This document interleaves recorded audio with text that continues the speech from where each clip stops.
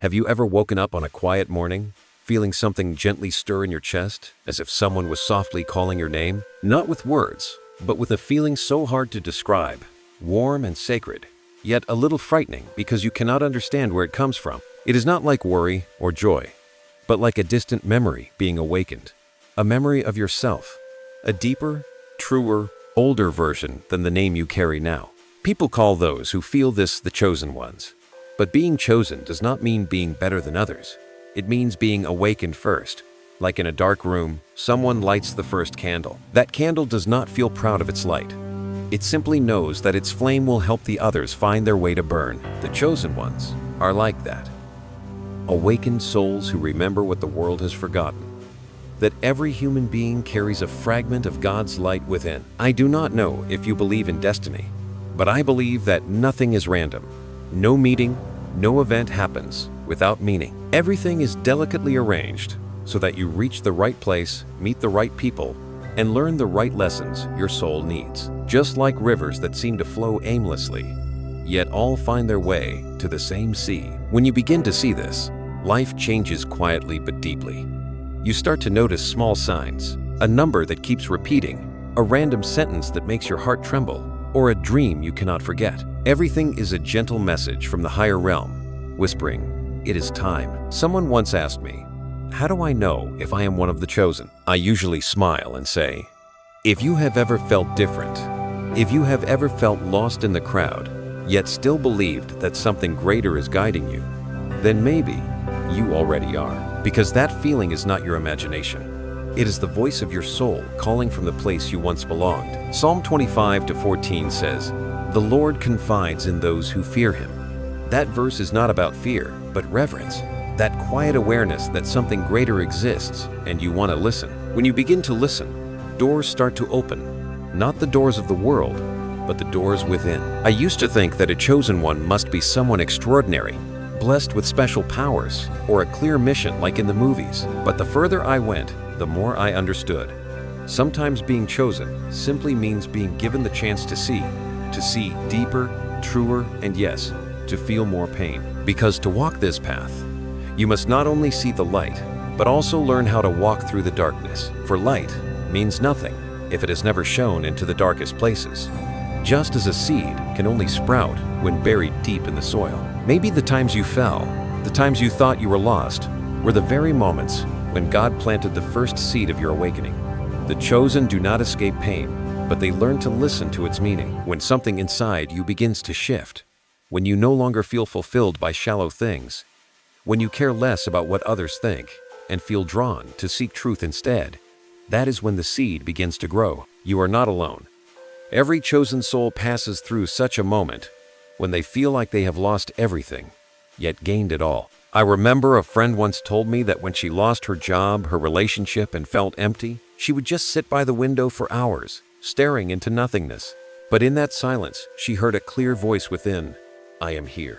There was no sound, only a feeling, like a wave of warmth rising from inside. She burst into tears, not from sadness, but from realizing she had never truly been alone.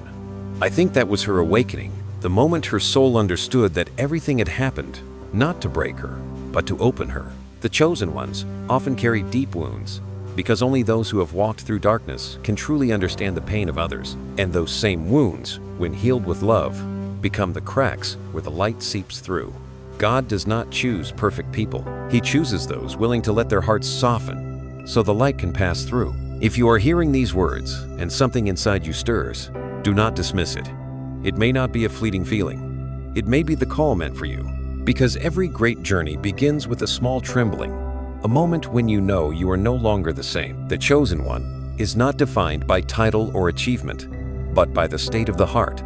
When the heart opens to light, your vision of the world changes. You no longer ask, "Why is this happening to me?" but "What is it teaching me?" You no longer see yourself as a victim of fate, but as a soul being trained to understand the deeper purpose of existence. That is when the journey begins, the journey to rediscover your inner power. Those 7 divine powers are not far away. They have been sleeping within you for a long time. They are waiting for you to remember, to call their names. And once you take the first step, the universe will respond to every move with signs, synchronicities, and doors that open at the perfect time. If there is one thing I want you to remember from this first part, it is that you are not searching for the light. You are the light. You are simply learning to remove the layers of dust that have covered it. And every time you listen, every time you choose faith over fear, that light shines a little brighter. Many people think they must become worthy to be chosen. But the truth is, you were chosen long ago. Not because you are perfect, but because God saw in you a gift, the power to love, to believe, to rise again after falling. And when He chose you, it was not a reward, it was a promise. A promise that no matter how far you wander, no matter how many times you forget who you are, He will always send signs to guide you home. Those signs are not far away. They live in each breath. In every morning you open your eyes and notice something beautiful, even if small, like light filtering through the leaves, or words that calm your heart. And so, your journey, the journey of the chosen one, begins right now. No rituals, no miracles needed.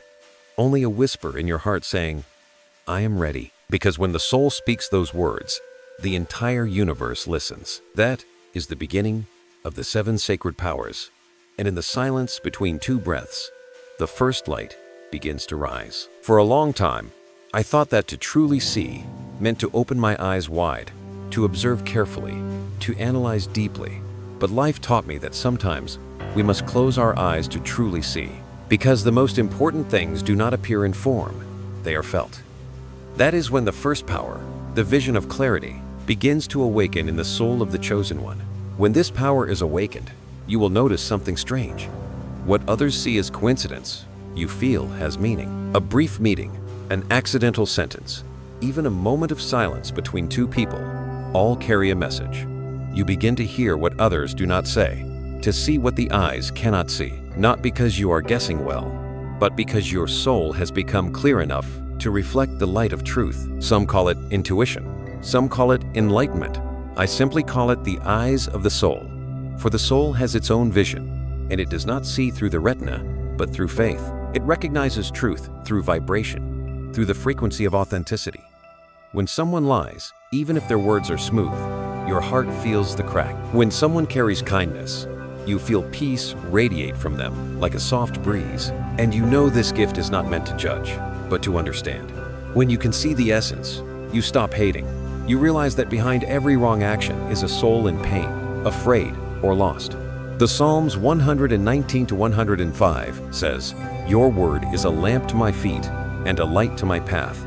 This reminds us that true light not only shows the way, but also shines upon the hearts of others.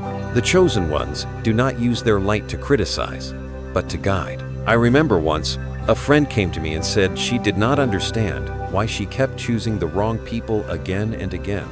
I said nothing, I just listened. As she spoke, I could feel behind her forced smile a deep fear. The fear of being left behind, the fear of not being loved. And in that moment, I understood she did not need advice. She needed a hug. She needed someone to see her fear without judgment. She needed to be understood. And when she cried, I saw the light of truth flash in her tears. She was not weak. She was learning to see herself with compassion. That is what the vision of clarity truly is. It not only sees the flaws in others, but also helps you recognize the shadows within yourself. For light cannot exist without darkness. You begin to notice small things, how you react, how you fear, how you protect yourself. And sometimes it hurts. But that is the pain of growth, the sign of a soul coming alive. Many ask, what must I do to have this vision? In truth, it does not come from effort or struggle. It comes from stillness. When you learn to be quiet amid the noise, when you stop seeking answers outside, the inner sight opens by itself. It is like a lake. Only when the surface is still can you see the sky reflected clearly. Perhaps you've already felt this power without realizing it. A sense that made you avoid danger. A look in someone's eyes that told you they needed help, though they said nothing. A small voice inside urging you to trust, even when logic said no. That is God whispering through your soul. He speaks through feeling, not words. Today the world is full of noise, voices of fear, of comparison, of distraction, and among them, the voice of God is gentle and quiet. If you do not learn to be silent, you will not hear it. But once you do, everything changes. Because the light of truth, once seen, can never be extinguished. The Bible tells the story of Samuel. When he was young, he heard the voice of God call him 3 times, but did not recognize it, thinking it was a man's voice. Only when he learned to listen did he realize it was the divine. The vision of clarity is like that. At first, it feels vague, but if you keep listening and believing, it becomes clear. The chosen do not use this power to control or display. They know that true light is humble. It does not need proof, because truth stands on its own. This vision only has meaning when it leads you toward kindness, when you see darkness in someone and still choose love, still choose patience. That is, when you are using this gift the right way. Psalm 37:4 says, "Delight yourself in the Lord, and He will give you the desires of your heart." When you find joy in truth, when you are happy simply because you see more clearly, everything you need will come to you without chasing. Because you have learned to see the world through the eyes of God, eyes that see only love beneath every surface. And one day, you will realize that this power not only helps you understand others, but helps you find yourself again. You will see the child within you, the one who was once hurt and longed to be seen. When you can look at that child with love, you will understand why God chose you, so that you could see the world with the same eyes you once longed to be seen with. I once witnessed someone change completely because they learned to see with their heart. He used to be angry, always wanting to prove himself. Later, he told me, "I realized I was angry only because I had never been truly understood." And when he began to listen and understand others' pain, his anger dissolved. Because when you look deep enough, you see that no one is truly against you, only souls struggling to remember their light. The vision of clarity turns you into a mirror. Others look into you and see themselves more real, more gentle, not because you teach them, but because you see them with light. You become a place where truth is no longer frightening, where everyone can take off their masks and simply be. And that is the true meaning of this power, not to see more than others, but to love deeper than them. When you see through the heart, the world is no longer divided between good and evil, right and wrong, but filled with souls learning their way back to the source of light. From the deepest part of your being, that light begins to spread. It guides your path, and then guides others. And maybe one day, as you walk through a crowd, someone will stop, look into your eyes, and say, "I don't know why, but when I'm near you, I feel peaceful." That is the moment you will know the first power has truly awakened. The vision of clarity does not end there. It opens the first door, leading you toward another power, where the soul not only sees, but begins to create. Because once you have seen the light, you cannot simply stand still. You will want to bring that light into form, through action, creation, and transformation.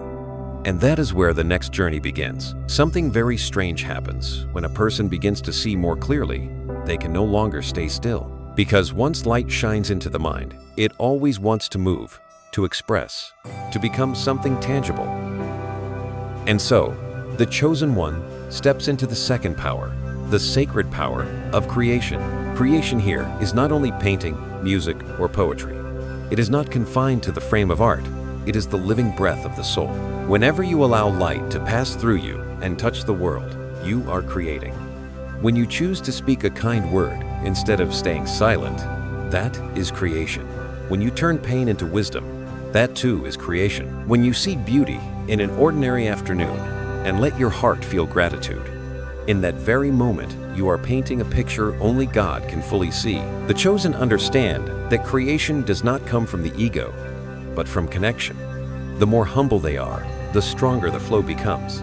They are like vessels through which God moves. Every idea, every inspiration is not random, but a whisper from above.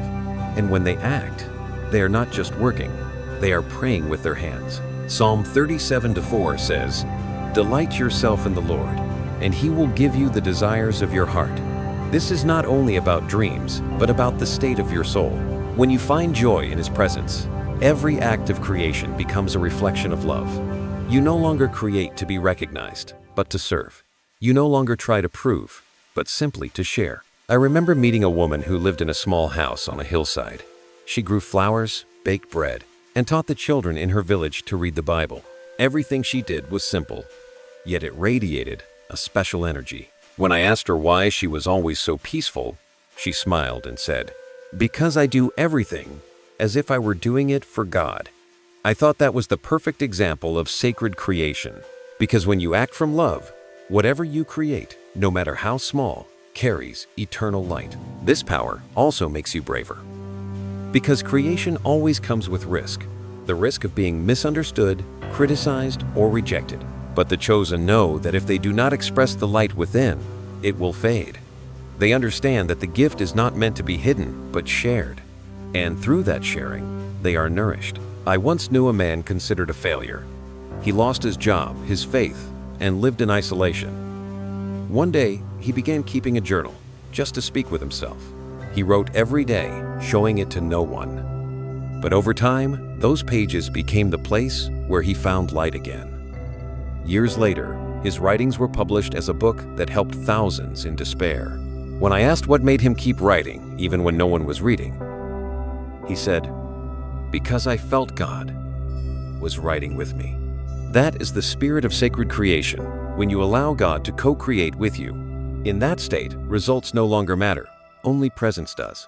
And in that presence, miracles happen. I believe that same creative flame lives within you. You may not realize it yet, but your soul is whispering, "Let me express." It may be a dream you once set aside, a song you have not dared to write, an idea you fear might fail. But the truth is, you are not called to succeed in the world's sense. You are called to express. Because every time you create from light and faith, you help the world remember its sacred nature. And sometimes, creation is simply the way you live each day, the way you face pain and turn it into understanding, the way you make your small room a place of peace, the way you use your voice to comfort instead of hurt. Every act can be a sacred work if done with an awakened heart. I know there are days when you feel empty, when you think there is nothing left to give. But remember, the flow of creation never runs dry, because it does not come from you. It flows through you. You only need to open your heart, and it will flow again. Maybe quietly, maybe gently, but always real, like a small stream that never stops flowing through the forest. And one day, you will realize that every idea you brought to life, every act done with sincerity, was a prayer sent into the world. Every painting, every page, every act of kindness is a golden thread woven into the fabric of creation. You may not see the whole picture, but the divine does, and he smiles, because you are doing what he placed within you from the very beginning, to create with him. Once, when I shared this, someone asked me, "Then do our mistakes also count as part of creation?" I smiled. Yes, they do, because sometimes mistakes are the very cracks where the light enters. Creation does not ask for perfection. It asks for truth. When you dare to act, to try, to believe, even when the outcome is not as you hoped, you are still creating space for grace to move. You might be thinking, "I have nothing special to create," but you are wrong, because the way you exist in this world is already a masterpiece. The way you smile, the way you forgive, the way you stay silent in hard moments, that is creation. Nothing is ordinary when it is done with love. And if you feel the light softly calling your name, if something inside you wants to begin, then begin, even with the smallest step. Let your hand write. Let your voice sing. Let your ideas breathe. Do not wait to be ready, because readiness never comes before action. Only when you begin does the path unfold. Remember, every act of creation is a prayer. Every idea you plant is a seed of hope. And when you create with love, the world heals a little more. If you feel that creative light rising within you, even faintly, nurture it.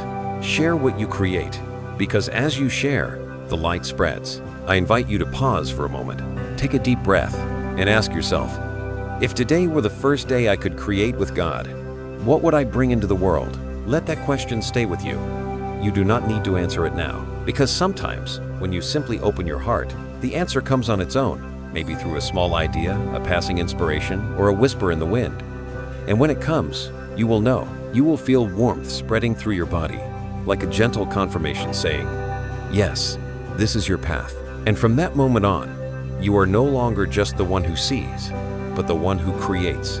The light no longer stays inside you. It begins to move outward, touching the world. And the world in its subtle way, begins to change, simply because you dared to let the light live through you. There are seasons in life when the light is still there, yet you can no longer feel it. Like when the sun still burns behind the clouds, but all you see is a heavy gray sky. Everything feels silent, as if even the universe has turned its back. That is when the chosen one learns the next lesson, the power of steadfastness. This power does not come from muscle, nor from willpower or stubbornness. It is a quieter, deeper energy, like the roots of a tree. Even when the storm bends its branches, the roots stay grounded in the earth. The chosen one, in their weakest moments, learns to root themselves that way, anchored in faith, trusting that every trial carries a purpose not yet seen. I remember a friend once said to me, "I keep praying, but nothing changes." I asked, "Are you sure nothing has changed?" Then we sat in silence, so long that only the sound of wind remained. And in that stillness, I realized that sometimes the greatest things happen in the quietest ways. True strength is never loud. Just as a seed must break open in the dark for new life to grow, the soul too must pass through vast silence to rise stronger. Psalm 31-23 says, "Love the Lord, all his faithful people. The Lord preserves those who are true to him, but the proud he repays in full." It may sound stern, but it is actually encouragement, a call to stay faithful to the light even when that light seems hidden. Faithfulness is not believing when it is easy, but believing when nothing feels certain. Steadfastness is when you sit in the middle of a storm and still choose not to complain. When you cry, yet still remember to give thanks. When you fall, yet still remain kind. That is not weakness, but the courage of the soul. The chosen do not run from suffering. They look at it directly, then move forward, knowing that at the end of the road, a door will always open. And in moments like that, many people say they start seeing the number 444 appear again and again, on clocks, on signs, even in dreams. At first, they think it is coincidence, but it is actually a message from above. You are not alone. 444 is the mark of divine protection, a quiet confirmation that even as you walk through darkness, the angels are surrounding you, keeping your soul safe in their hands. I once went through a night like that, long and cold, when everything seemed to vanish. No plans, no direction. I remember sitting in a small room, under a dim light, when the number 444 appeared on my phone screen 3 times in a row. I did not know what it meant then, only that a warmth spread through me. Later I understood. It was reassurance. Keep believing, even if you see nothing. We are here, and that is what steadfastness does. It helps you keep walking even without a map. It teaches you to listen to the rhythm of your soul instead of the noise outside. It helps you realize that silence does not always mean absence. Sometimes it is how God speaks, through the language of waiting. When a soul learns this lesson, it begins to change. It no longer fears loss, for it understands that loss is another form of transformation. It no longer seeks what is easy, because it knows that difficulty is where faith matures. Steadfastness makes them gentle, like one who walks through a storm but still smiles, because deep inside they know they are being guided. One day, when you look back, you will realize that the darkest seasons were the times you were being prepared the most. Without that darkness, how would you know how strong your inner light truly is? Without those trials, how would you learn to stand firm when the winds rise? The chosen are not given an easy path, but they are given something far greater, the endurance of faith. Because of it, they become the place others turn to when they fall. They do not need to say much. Their presence alone brings peace, safety, and hope to believe once more. Perhaps you are in such a season now, feeling as if everything is testing you, as if every door is closed. If so, remember that it is not that God is silent, but that He is training you to become the one who can open doors for others later. Every hardship you endure today will be a key for someone tomorrow. When you understand that, your heart will feel lighter, because nothing you go through is meaningless. Every tear is seen. Every time you choose love over bitterness, the light grows stronger, and one morning, when you step outside and breathe the fresh air, you will realize you have changed. You are no longer the one trembling in the dark, but the one who carries an unshakable flame within. God never promised the road would be easy, but He promised you would never walk it alone. And when you hold on to that promise, you become a living proof of the greatest miracle, that faith can turn even a storm into a prayer. The power of steadfastness does not take away pain, but it gives meaning to it. It helps you see that everything happens to deepen you, to strengthen you, to draw you closer to the source of light. And once you have learned to stand firm in the storm, you naturally become a shelter for others, because light not only guides, it also warms. That is the essence of the chosen. Not that they never fear, but that they keep believing even while afraid. Not that they never fall, but that they rise again with a softer heart. And when the final storm passes, when you realize you are still standing, peaceful, wiser, brighter, you will understand why you had to go through it all. Because only then will you be ready to receive the next power, the power of influence. But before that door opens, take a moment to quietly thank yourself, for you did not give up. And in that gratitude, you will hear a gentle whisper, like the wind through the leaves. You have done well. Keep going. I am still here. When a soul has learned how to stand firm in the storm, they begin to shine in a different way. Their light is no longer just to guide themselves, but to reach others. That is when the fourth power awakens, the power of spiritual influence. The chosen do not need to try to be influential. They simply live truthfully, and that truth becomes magnetic. Like a candle that never looks for someone to shine upon, the light finds those who need it. Their influence does not come from loud words, but from the energy they carry. When they walk into a room, the atmosphere shifts. When they smile, even the most guarded hearts begin to soften. I once knew a man who never preached, never wrote books, never spoke on stages. He simply did small acts of service in his community, helping whoever needed help. Yet everyone who met him said they felt calmer, stronger. He did not teach them anything. He just lived kindly. I think that is what true influence is. It does not come from doing, but from being. When you live in alignment with your values, every action, no matter how small, sends invisible ripples outward. A word of encouragement, a look of compassion, a moment of honesty, all carry power. Like a stone dropped into a still lake, the ripples go on and on. The chosen understand that every choice they make can touch someone far away, even someone they may never meet. In the Gospel of Matthew 5:14, Jesus said, "You are the light of the world." Those words are not for a chosen few. They are a reminder that everyone holds the potential to be a source of light if they allow that light to flow through them. The chosen do not keep their light for themselves. They let it spread through the way they love, the way they walk in this world. I remember one afternoon as a student, I saw a woman sitting by the roadside, silently crying. No one stopped. I almost walked past her, but something made me stay. I sat beside her and asked softly, "Are you okay?" We didn't speak much, just sat together for a few minutes. Before I left, she looked at me and said, "You don't know this, but today I was going to give up. Now I feel seen again." Those words stayed with me. I understood that sometimes the greatest influence is not what we do, but that we are there. The chosen carry an energy that makes others want to become a better version of themselves. They do not push, persuade, or preach. They simply set an example. When people see them living with honesty, courage, and kindness, they naturally feel inspired. Their calm and chaos becomes the most powerful sermon without words. Spiritual influence does not stop at the individual. It extends into communities. Wherever they are, the chosen become an anchor of spirit.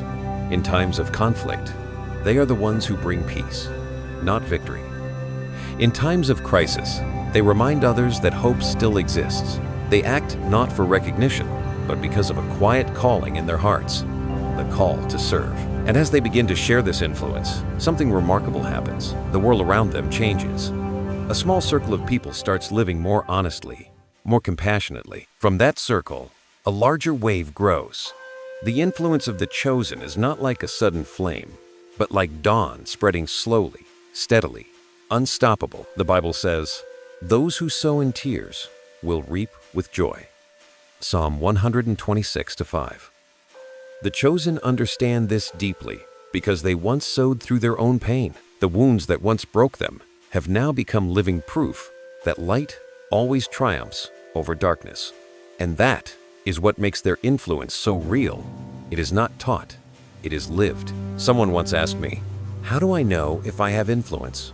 I answered, If your presence makes others feel lighter, if they feel safe around you, then you already have it. Because spiritual influence cannot be measured, it can only be felt.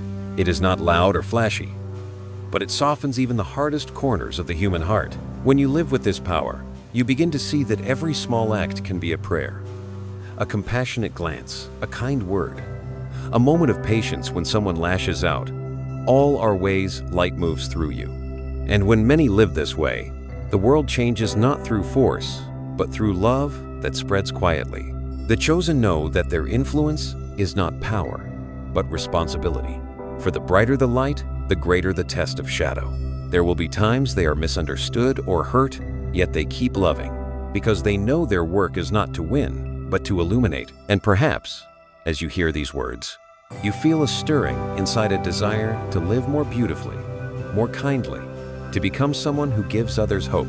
If you feel that, do not ignore it. That is the power of influence beginning to awaken within you. You do not need to be a leader or have thousands of followers. Just by living truthfully, with kindness, with light, with humility, you are already a torch in someone's night. And when the night grows darker, that torch will shine brighter. For the influence of the chosen is not to stand out alone, but to awaken the light in others. When one soul is awakened, hundreds more are called to follow. That is the cycle of light, quiet, steady, and never-ending. The chosen understand they no longer live just for themselves. They live so that the light of the Creator may be carried through every glance, every gesture, every breath. So if there has ever been someone in your life who made you feel peaceful, seen, or enough, know that they were using this power. And one day, you too will do the same for someone else. Because once light touches you, it can never be extinguished. And so, the chosen keep walking, not seeking praise, carrying only a quiet flame in their hearts. Lord, make me an instrument of your light. From that moment on, they do not just shine, they begin to heal. Something very natural happens after the chosen begin to shine. They start to attract wounded souls, not because they have wise advice, but because they know how to listen. Only those who have walked through pain truly know how to comfort. And that is when the fifth power begins to awaken, the power of healing. The chosen do not heal through miracles, but through presence. In this noisy world, few people are truly present with another. When they sit beside someone who is hurting, they do not rush to fix. They do not hurry to advise. They simply sit in silence. And that silence itself becomes medicine. Because sometimes what a person needs is not a solution, but the feeling that they are not alone. I remember a young woman once came to see me, tears streaming down her face. She said, "I don't understand why people always leave me. No matter how good I try to be, they still walk away." I asked her softly, "When did you start believing you don't deserve to be stayed with?" She was silent for a long time. Then she cried again, not from more pain, but because for the first time, someone saw the wound behind her smile. In that very moment, her healing began. The chosen understand that every wound carries a story, and beneath the anger, fear, or numbness is always a soul crying for help. They do not only heal others, they heal themselves too, because in each encounter, they discover something about their own heart. Psalm 34:18 says, "The Lord is close to the brokenhearted and saves those who are crushed in spirit." That verse is the heart of this power, that God is not distant in suffering. He is present within it, through those who love and understand. Then you begin to realize that the power of healing is not reserved for a few. Every time you choose forgiveness, you are healing. Every time you choose understanding instead of judgment, you are healing. When you let someone rest their head on your shoulder, saying nothing at all, you are performing one of the most sacred acts a human can do. There are souls whom God has given this mission without them even knowing. They are the friends who always show up at the right time, who speak words that ease pain, who bring peace wherever they go.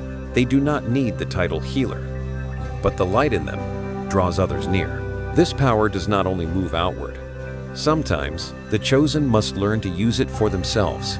They must sit with their own pain, not run, not deny. They learn to embrace their inner child, the child who was forgotten, hurt, who once believed they were not enough. And in that loving embrace, something miraculous begins to grow. Forgiveness. Not just forgiveness for others, but forgiveness for themselves. I once heard someone say, Healing is not about erasing scars, but learning to see them with love. And it is true, when you accept your wounds as part of your journey, they no longer hurt. They become marks of growth, reminders that you have lived, learned, and risen. From that inner healing, you begin to change.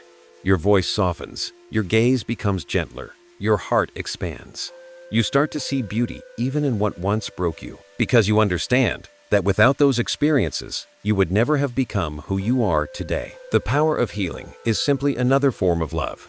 The chosen do not do anything extraordinary. They bring love to places that have been forgotten. They see the light even in souls that seem extinguished. And with just one such look, others begin to remember that they too carry light within. There was an old story that says, every soul, before coming to earth, is given a piece of a mirror, a fragment of divine light. But in life, that mirror gets broken. The chosen are those who willingly pick up the pieces, gently putting them back together. And in doing so, they learn patience, compassion, and gratitude. Each time they mend another's mirror, they are also mending their own. When this power awakens, the chosen become a refuge. No one needs to say it, but being near them feels like rest. Because they do not demand, they do not judge, they do not compare, they simply are, genuine and kind. And somehow, in that presence, everything starts to heal, even if no one can explain why. The world deeply needs such souls, those who love without condition, who hold pain instead of running from it. Because every time someone is healed, the light of humanity grows a little brighter. Every time a closed heart opens, the universe hums softly, like a song of joy. If you often find yourself surrounded by people who are hurting, do not see it as a burden. See it as God's invitation, a reminder that you have the gift of soothing others. But remember too, to heal others, you must care for yourself. A weary heart cannot pour into another. Take time to be alone, to walk, to sit in silence, to pray, to let the light restore you. Each time you return to peace within, you strengthen this gift, because your power does not come from words, but from the state of your soul. And when you are at peace inside, the world around you begins to calm as well. And so, the chosen continue their journey, carrying within them the gift of compassion. They do not try to change anyone. They simply plant seeds of love wherever they go.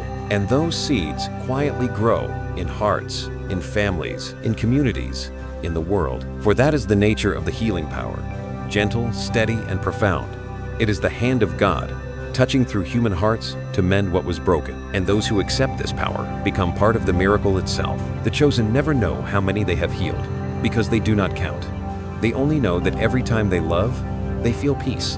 And in that peace, they hear a familiar whisper, soft as wind, warm as sunlight. You have healed the world simply by letting love flow through you. And when their hearts are whole again, when faith returns and courage awakens, they are ready for the next power, the sacred courage to walk into the unknown, still holding love and light in their hands. When the soul has been healed, a new energy begins to rise, strong, radiant, and unstoppable.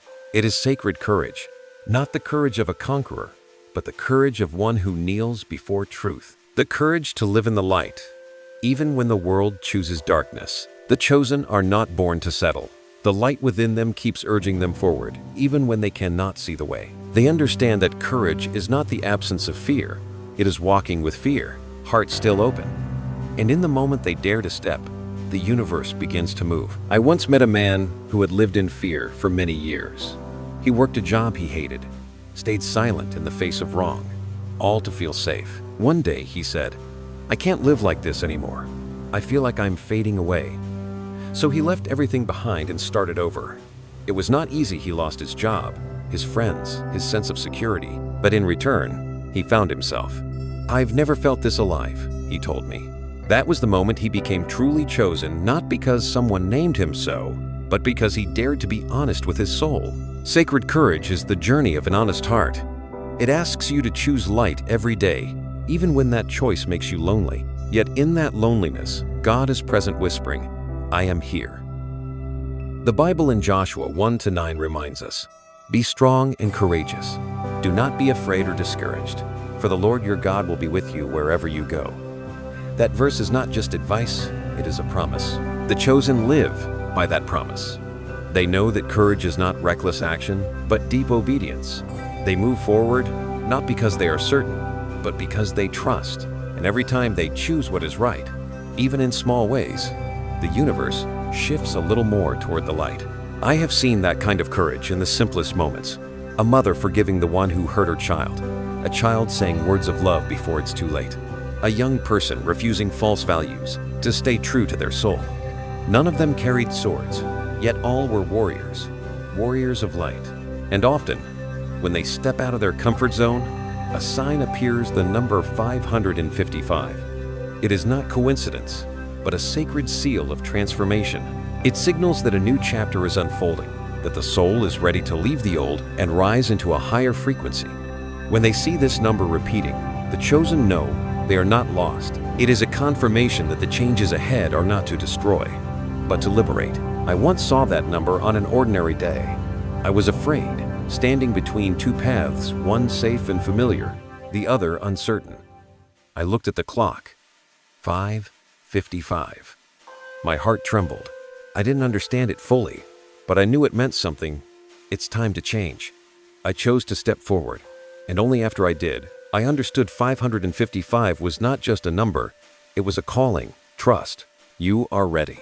The chosen must learn to trust that call, even without knowing the destination. True courage does not come from seeing the path, but from knowing that whatever the path holds, God walks with them. They don't need to know tomorrow. They only need to be true today. Sometimes that courage brings pain. They lose people, lose comfort, lose faith in what once felt certain. But when the pain settles, they realize that nothing real was lost, only what no longer fits. Like a snake shedding its skin, the soul must let go to grow. In sacred courage, there is a strange peace. Even in the wilderness, the chosen feel safe because they sense the presence of an unseen hand. Each trembling step feels supported. That peace makes them fearless. They begin to believe that everything happens for a reason and that nothing can separate them from the love of God. I once met a young woman who left her city job to return home and care for her sick mother. Everyone said she was foolish, but she said, "I just feel this is right. I don't know what the future holds, but if this brings peace to my heart, I believe it's where God wants me to be." That year, she lost everything, yet she found herself. Courage does not always bring comfort, but it always brings truth, and truth sets us free. At this stage, the chosen no longer fear challenges. They understand that every trial is a test of light. Each time they stand for what is right, they strengthen the bridge between heaven and earth, and the light expands a little more. If you are hearing these words and feel something stirring within, as if something inside is urging you to move, to change, to speak, to face what you've avoided, this may be the call of your soul.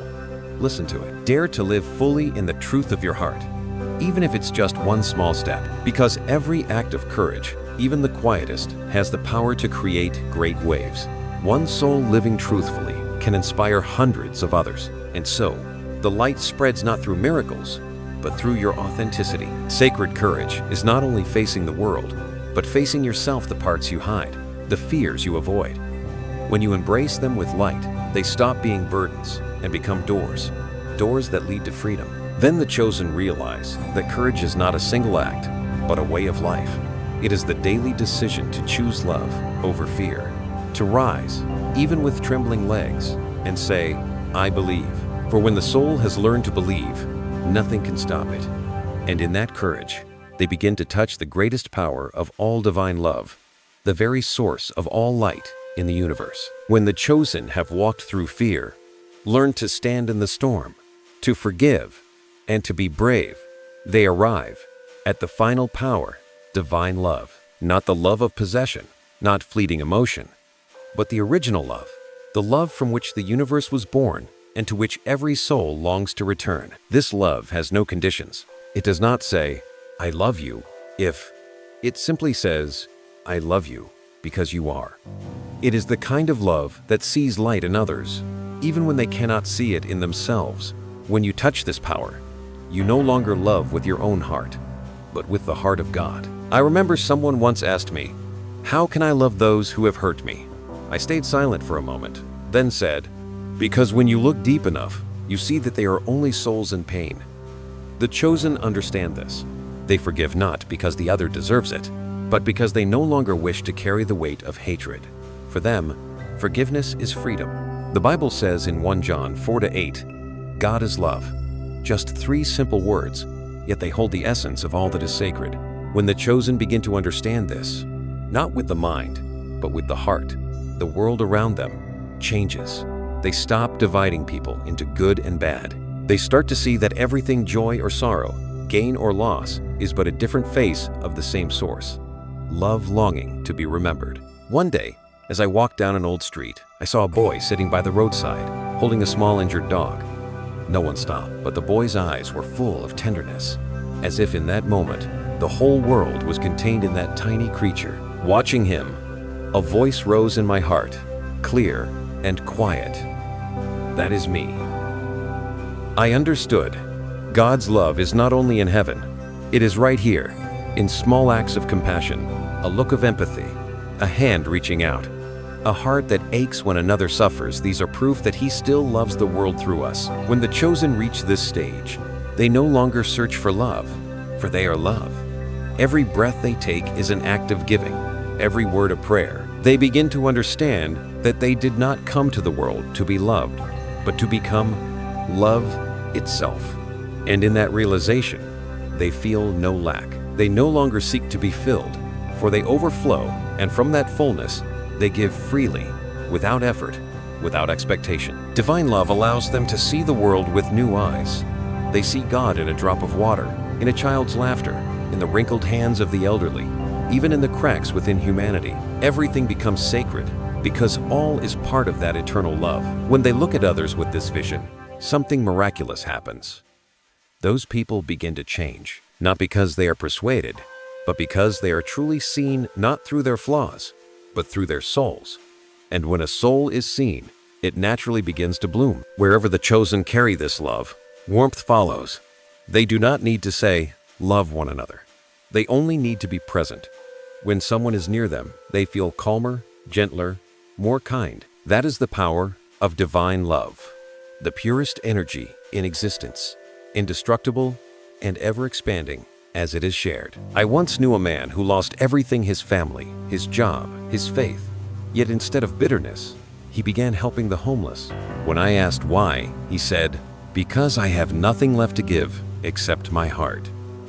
And in giving it, he was healed. I realized then that true love never runs out. It multiplies when shared. When the chosen love with this kind of love, they become a bridge between heaven and earth. They are living proof that God is not distant. He is loving the world through human hearts. They learn to see even their enemies with compassion, because they understand that no one was born to harm, only souls that have forgotten love.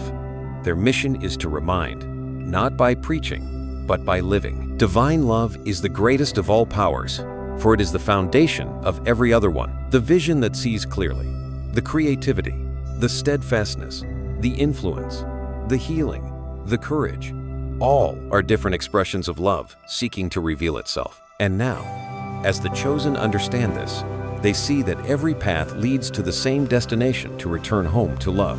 And sometimes, in a moment of deep silence, they feel a gentle presence surrounding them, warm, soft, as if held in invisible arms. That is when they know they no longer need to search. They have come home. The world outside may still be chaotic, but within them is peace. They no longer fight the darkness, for they know that where there is love, darkness simply fades. They understand that light never has to battle, it only needs to exist. And if you are hearing these words, if your heart feels warm, if tears well up for reasons you can't explain, then perhaps this love is touching you, for it needs no reason, only your willingness to open. When the chosen enter this power, they understand that their purpose is not to seek greatness, but to become love in the smallest things, in their words, their glances, their forgiveness, their way of living. For divine love is the breath of God moving through all beings. And when you allow it to flow through you, you do not just love, you become love. This is the moment when the soul merges with the light, when the human and the divine are no longer two. And from that place, a new door opens, the door of unity, where all 7 powers become one, and the journey back to the light is complete. There is a quiet moment that comes after love, so still, you can almost hear the heartbeat of the universe. When the chosen reach this place, They no longer seek power, for they realize that every power has always been one. Clarity, creation, steadfastness, influence, healing, courage, and love, all are simply different expressions of the same source, God living within humanity. At this stage, the chosen no longer see separation between me and him. They begin to understand that the light is not outside, but within every breath. Every act of compassion is his gaze. Every joy-filled creation is his joy.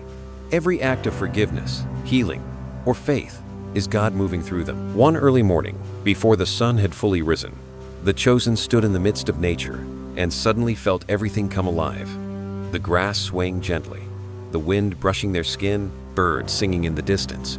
Yet it no longer felt like scenery around them, but a perfect symphony of life. In that moment, they understood they were not the observer, but a single note in the sacred melody. There was no longer me and the world, only one shared breath of life. Psalm 23:3 says, "He restores my soul. He leads me in paths of righteousness for his name's sake." Those words become revelation. The soul is restored the moment it remembers its true origin. Nothing needs to be proven or achieved, only remembered. And in that remembrance, the seven powers no longer stand apart. They merge into one perfect circle, the circle of light. The chosen begin to live with the simplicity of a child. They no longer try to awaken because they see they were never truly asleep. Every experience, even mistakes, even moments of being lost, was the soul's way of remembering itself. They stop judging the journeys of others because they see that in every soul, awake or unaware, the same spark burns. They smile, knowing everyone is on their way home. And then, as if to confirm this awakening, the number 777 begins to appear. At first, only by chance on receipts, on clocks, on license plates. But for the chosen, nothing is coincidence. 777, the number of soul awakening, of divine completion, the symbol of harmony between heaven, earth, and humanity. When they see it, they understand. The journey has come full circle. What was once broken has been made whole. They have become the bridge between heaven and earth, between matter and spirit, between human and divine. If you have ever seen this number 777, 77, or a series of sevens repeating, it might be an invitation to remember your soul. And if it resonates with you, share it. Because each time we acknowledge these sacred signs, we strengthen the thread that connects us to the universe. At this stage, the chosen are more humble than ever. They no longer wish to help others in the old sense, but simply to be a quiet candle, small but bright enough for those who seek light to find their way. They speak less, for they know truth needs no defense. And strangely, that very silence draws more people to them, for within them is the peace the world longs for. I once heard someone say, "The truly awakened do not see the light, they become the light." How true that is. For at this stage of unity, there is no longer a seeker and a thing sought. The one who prays and the one who is prayed to are the same. The world remains as it is still filled with conflict, pain, and ignorance, but the chosen now see it differently. They no longer despair or rage, for they understand that all things move within the design of love. Even darkness serves the light, for it is through darkness that we learn to look up. Now, the chosen no longer ask, "What should I do?" but instead, "How does love wish to express through me today?" And the answer is always simple: a smile, a kind act, a prayer for a stranger. They know that even the smallest gesture can touch another soul, and with each touch, the universe brightens a little more. At this level, they realize that everything they have learned and lived has led to one truth: to be present in love in every moment. No explanations, no goals. Each moment is a miracle. Every person is an expression of God. Every day is a hymn sung in human form. And then, on an ordinary morning, they sit quietly, listening to the wind through the window, and suddenly understand, "I no longer need to become anything. I already am." Those words echo softly, and in that instant, the soul dissolves into infinite stillness, where there is no line between the human and the divine, between the story and the storyteller. This is the union of the seven powers, where all things return to their origin: light, love, and pure presence. And if, as you hear these words, you feel something gentle stirring within a calm, a warmth spreading through your heart. Perhaps your soul is remembering that you have never been separate from the light. You are only remembering what you have always been. Let your heart rest. And if certain numbers, images, or signs keep appearing in your life, trust that they are invitations from the higher realms. If you are ready, share the sign or number that resonates most with you. For every time we share, the light expands another circle. When the 7 powers unite within one heart, the journey is almost complete. Only one step remains, the step of blessing and covenant, where the chosen no longer just receive the light, but carry it into the world. When the journey reaches its end, the chosen one stands between 2 worlds, no longer belonging fully to the earth, yet not separated from it either. They do not float above life, nor retreat from it. They return, but with a different heart. A heart that no longer seeks miracles, because it has become one. Now they live simply, like everyone else, waking, working, loving, listening, being still. But within every gesture lies a deep stillness. They know that even the smallest act carries divine meaning. When they pour a glass of water, it is a prayer. When they smile, it is a blessing. When they look at someone with kindness, it is how they bring God closer. They no longer need to prove that they are chosen, nor speak of powers, for those powers have become as natural as breathing. Psalm 90-17 says, "May the favor of the Lord our God rest on us. Establish the work of our hands for us." That is the state of a soul fulfilled. They let God act through them, so that everything they do, no matter how small, becomes holy. The world still tests them, but they no longer resist. They see every challenge as another chance to love. When someone hurts them, they smile not from weakness, but from understanding. They too are learning, just like me. When another falls, they reach out without judgment. When darkness appears, they do not fear, for they know the light within their heart is enough to brighten any room. A friend once told me, "I searched everywhere for God, but in the end, He was right here in my breath." I knew then she had completed the circle. For the journey of the chosen is not about climbing higher, it is about returning to the beginning, but with new eyes. Now, they become bearers of blessing. Everywhere they go, their presence leaves an imprint. They do not need to speak or do anything grand. Their very being makes the space around them lighter. Those who meet them feel something indescribable: safety, warmth, or simply the quiet assurance that everything will be all right. And it's true, when one soul is at peace, the whole world begins to heal. The chosen understand that blessings are not possessions, but a flow they are entrusted to carry.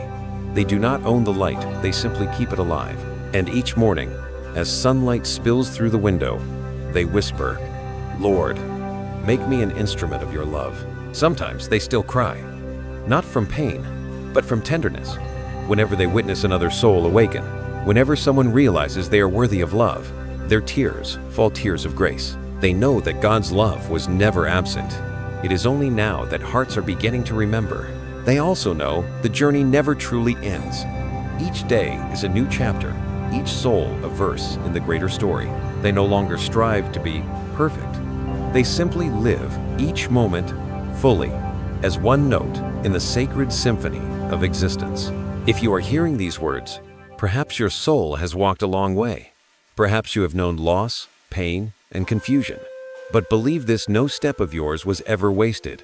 Everything that has happened, beautiful or painful, was part of your path back to the light.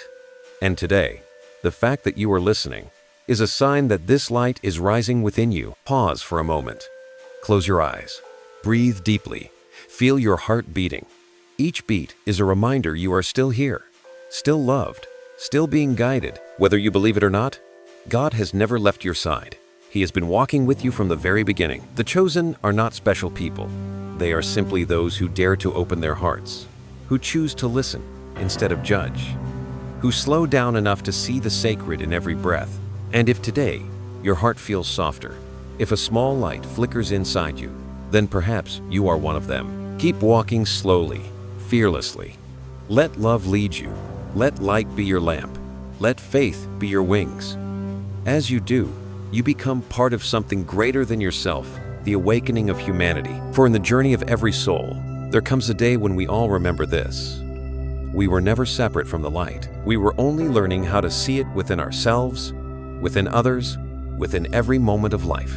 And so, as a final blessing, let these words touch you like a gentle breath from heaven. May grace be with you. May your heart always remember that you are loved, guided, and protected. May the light within you become a beacon for others. And may this story, the story of the chosen, continue to be written through your life. If you feel resonance in these words, share what you see, what you feel, or the number or sign that makes you feel connected. For every shared story is a thread of light, weaving us together in the great tapestry of God. And so the journey closes not with a period, but with a breath filled with light, whispering, "You have remembered." Grateful that you chose to spend these moments in the light of this story. If it touched your soul, please like, share, and subscribe, and ring the bell so the next whisper of light may find its way back to you.